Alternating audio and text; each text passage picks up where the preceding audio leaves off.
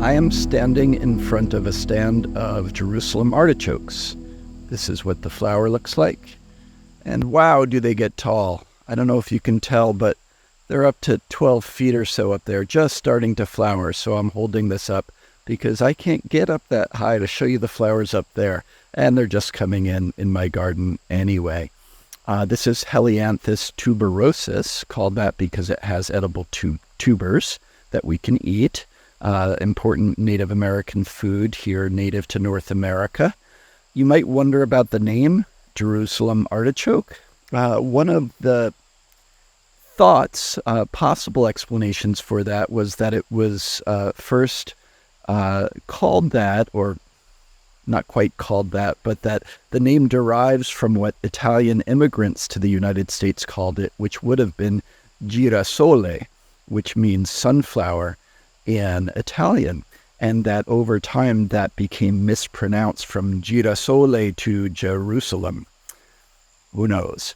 Anyway, what I want to talk to you about is one of the carbohydrate constituents that the tubers of this plant are particularly high in, and that is inulin.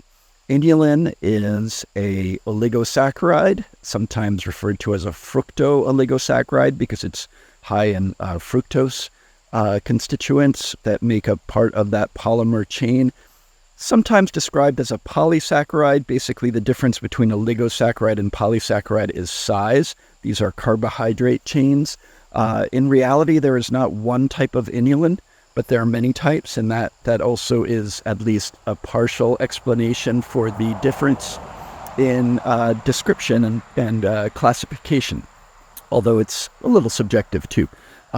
Inulin was first named for the plant Inula, which is elecampane. Many phytoconstituents are actually named for the plant they were first identified in, even though other plants may have just as high or sometimes even a higher level of concentration of those constituents. So inulin is also found in large concentrations in artichokes, asparagus, chicory, very high in inulin, dandelion root, onions, garlic, burdock root, gobo, as a food, also very high in inulin. You can get a little bit of inulin in a tincture, certainly, but I actually think we're better off eating these foods to get the full dietary benefit. This is soluble fiber. It's dietary fiber. So we're not digesting and absorbing nutrition from it, but inulin helps in all of the ways that dietary fiber helps us, as well as, in particular, we know that inulin is a very good source of nutrition, not for us per se, but for our microbiome, particularly in our large intestine, in our colon.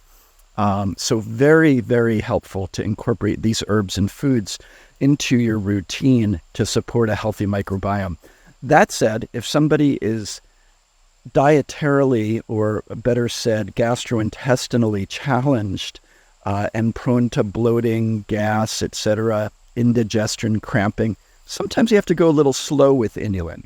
Because it is a dietary fiber, you have to kind of take it slow, maybe incorporate that as you go and as you improve gut health.